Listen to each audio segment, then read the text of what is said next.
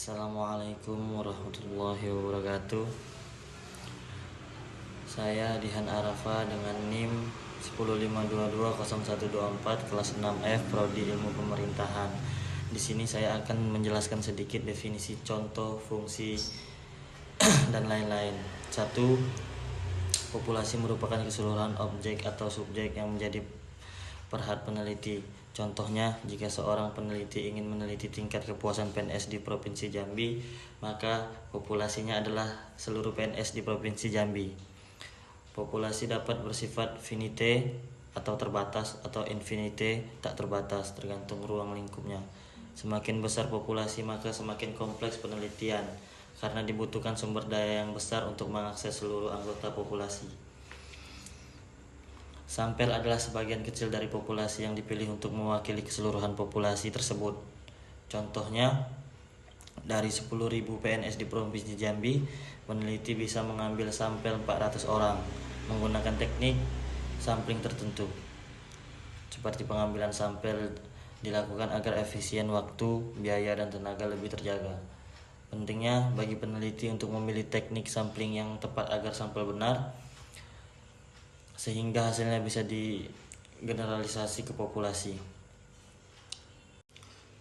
Baik, di sini saya akan melanjutkan nomor 2, yaitu teknik pengambilan sampel adalah cara atau metode yang digunakan untuk memilih sebagai anggota dari populasi sebagai wakil atau representasi untuk dijadikan sumber data penelitian.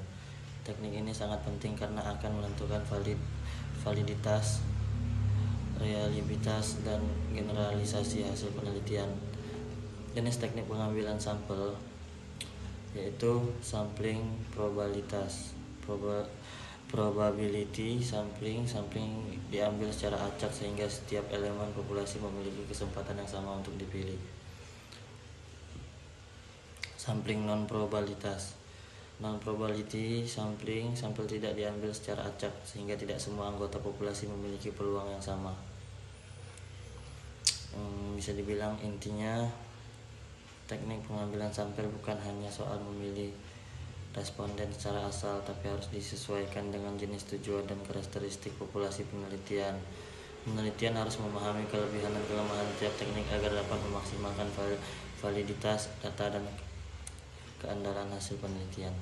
Oke, baik, di sini saya akan melanjutkan nomor 3, yaitu uji validasi adalah proses untuk mengukur sejauh mana instrumen penelitian seperti kuesioner atau angket mampu mengukur apa yang seharusnya diukur.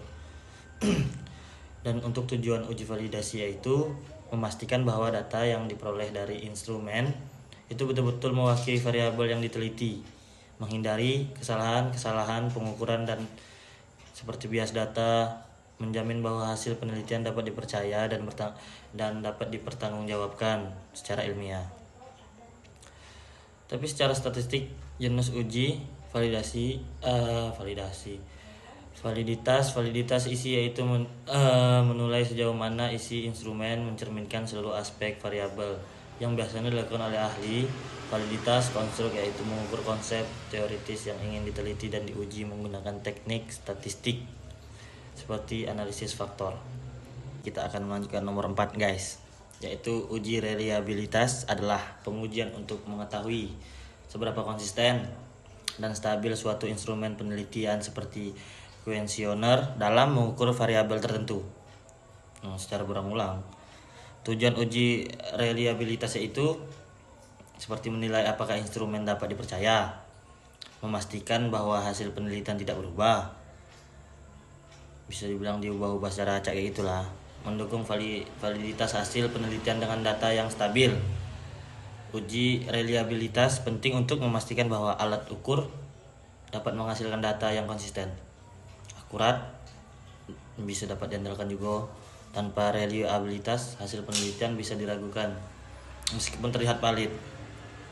Jika reliabilitas rendah, kemungkinan instrumen mengandung pertanyaan ambigu, kayak tidak konsisten gitu atau kurang jelas. Nilai reliabilitas yang tinggi menunjukkan bahwa instrumen dapat digunakan dengan hasil yang stabil dari waktu ke waktu. Oke, guys, di sini kita lanjut ke nomor 5, yaitu the last question. 5. Instrumen penelitian adalah alat bantu yang digunakan peneliti untuk mengumpulkan data yang dibutuhkan dalam suatu penelitian. Contohnya itu kayak angket, kuesioner, wawancara, lembar, observasi, tes atau dokumentasi. Kalau untuk fungsi instrumennya itu mengarahkan proses pengumpulan data agar sistematis itu dapat terukur gitu, menjamin bahwa data yang diperoleh sesuai dengan tujuan dan variabel penelitian. Dan ada juga tuh ciri-ciri instrumen penelitian yang baik.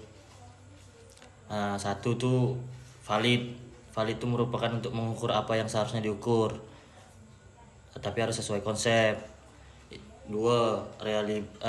Reliable, konsisten menghasilkan data dalam kondisi yang sama. 3. Objektif, tidak dipengaruhi oleh penilaian pribadi peneliti.